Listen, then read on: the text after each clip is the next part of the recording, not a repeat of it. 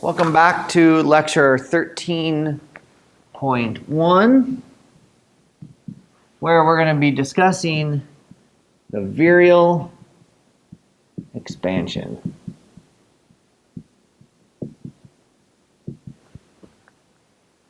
So, if you're following along in the book, this is section 7.62 in Fin. Page 135. Okay, so this is there's a brief description of the virial expansion, and then we're going to finish that up, and we're going to actually go back and start chapter 4 in Fin, the second law of thermodynamics. So that's going to be a 13.2.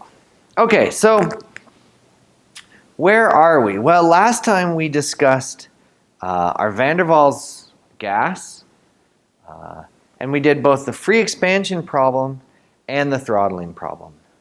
And we really needed to use to derive both the hard sphere gas corrections and the van der Waals gas correction.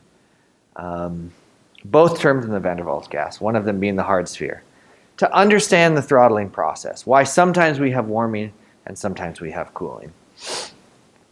So let's just imagine that, we basically have taken into account so far some two corrections to understanding the potential landscape of our atoms, right? So we've said that in general there's going to be some potential landscape where there's going to be a minimum in the potential. So at distances below that minimum, we're going to have repulsive interactions. And at distances above, we're going to have attractive interactions. And that simply comes from that gradient or the derivative in the force. Okay, so now, so far what we've done is we've said, well, there was some distance d, which we could call a hard sphere correction, right?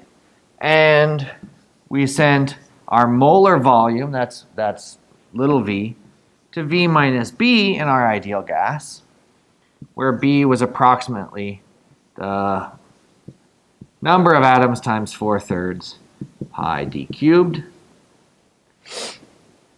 And then we took the next step to take into account the attractive interactions, and we thought about, the attractive interactions, what they do is they slow down the kinetic energy of the molecules. So then that slows down the forces that they apply on the walls.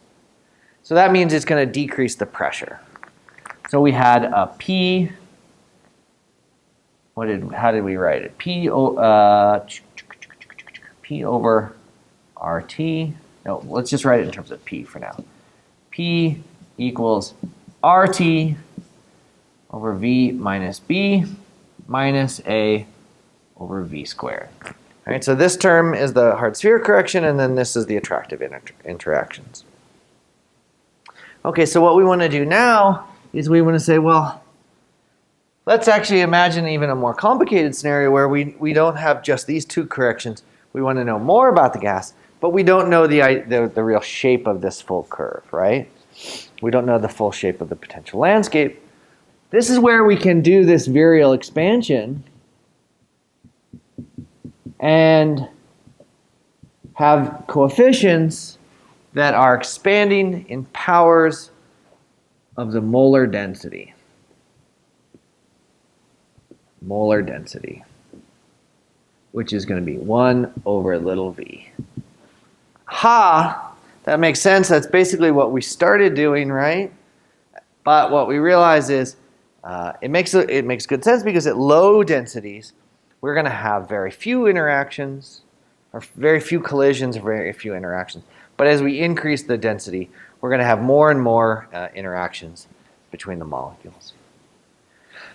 So the molar density, so the virial expansion is going to be an expansion where we're going to basically write this in terms of PV over RT. So you're going to imagine the ideal gas correction, and then the first virial coefficient plus the second virial coefficient plus the third virial coefficient. Excuse me.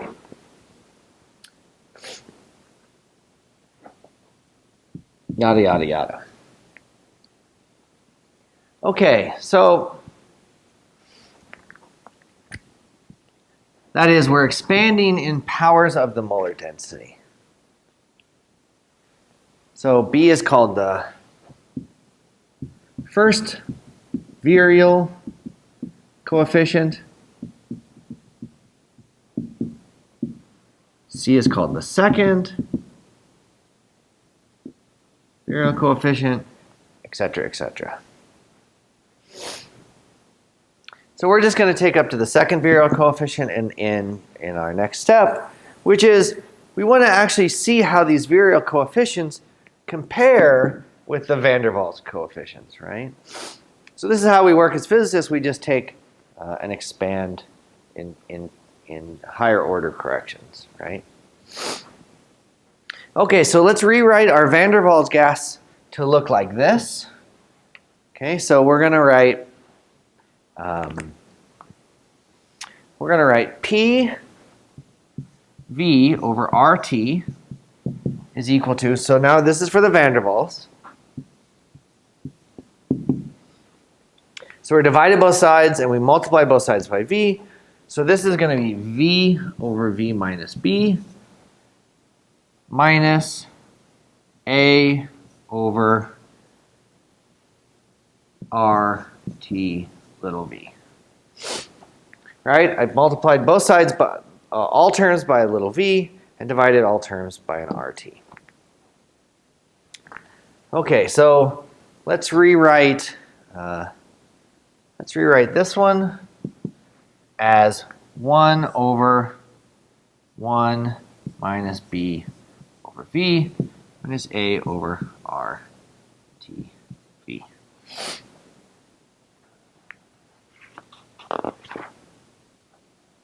Okay, so typically B is much, much smaller than V. So let's define a little term we're going to call delta, which is equal to B over V, which is much, much less than 1, right? That is, the volume of the actual molecules makes up a small correction to the total volume of the system.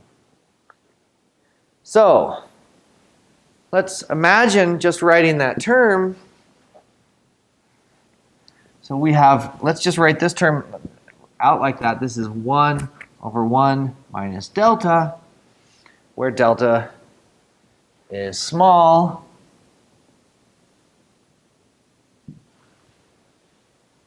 So, does this look familiar to anyone?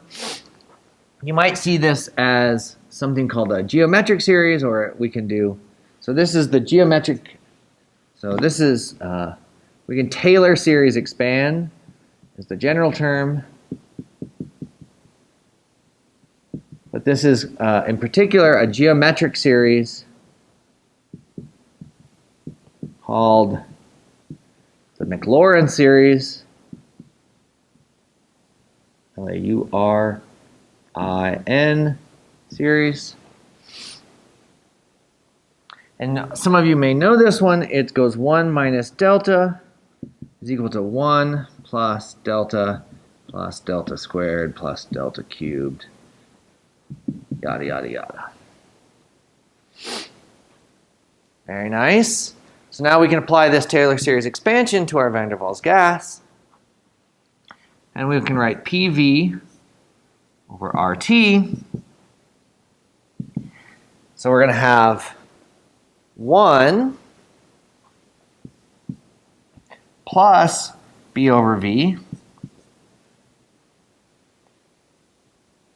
Let's take it to the second virial coefficient.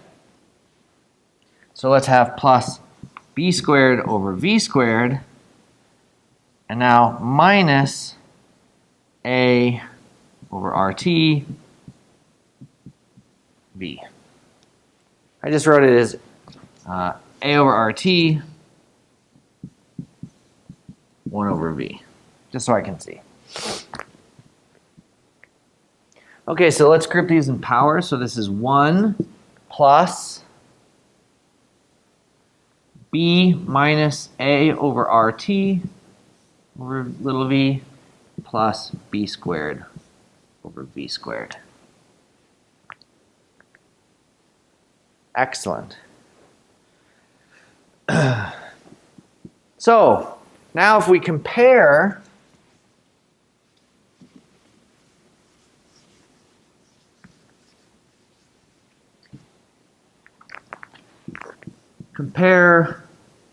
with virial expansion,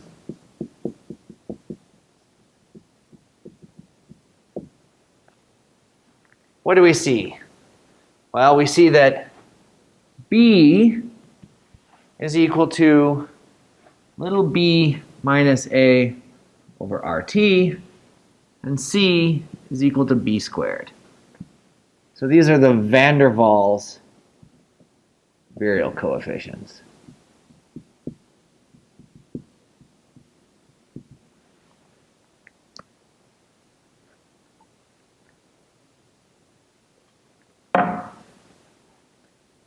This is really quite interesting, though, for a very particular reason. You can see that there's a spot possible where B can go to 0.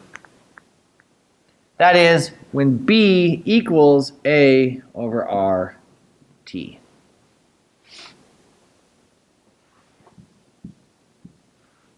This has a name, the Boyle temperature.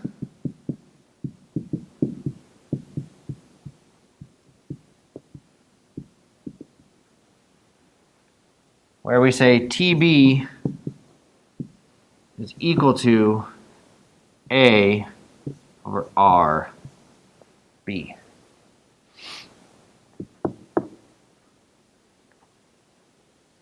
So, just a couple of Boyle temperatures. For helium, the Boyle temperature is 17 degrees Kelvin, and for nitrogen, it's 430 Kelvin.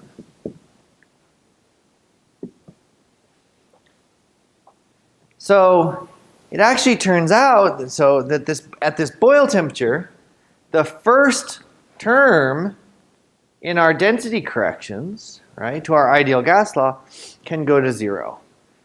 That means even though our gas is acting non-ideal, that hard sphere correction and the attractive interactions are sort of canceling each other out, and so at the Boyle temperature, you can look very ideal. Okay, and you'd have to go to powers of density squared with the second Virial coefficient to see that.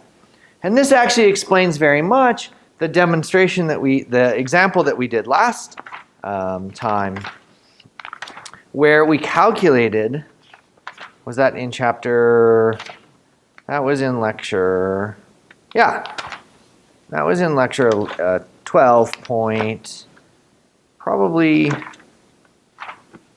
well, it was in lecture 12 that we did in, the example we did in class, where we calculated the pressure inside a cylinder of both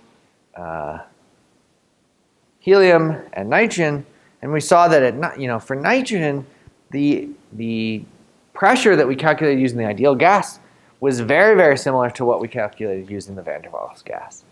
And that's because the hard sphere correction and the attractive interactions canceled each other out. So that's because we were operating at 300 Kelvin, which is pretty close to the Boyle temperature of nitrogen, but would be far from the Boyle temperature, say, of helium. Okay, so now we're going to change gears and we're going to go back to thinking about heat and work in our PV diagrams, okay, and move on to chapter 4 with the second law of thermodynamics coming up.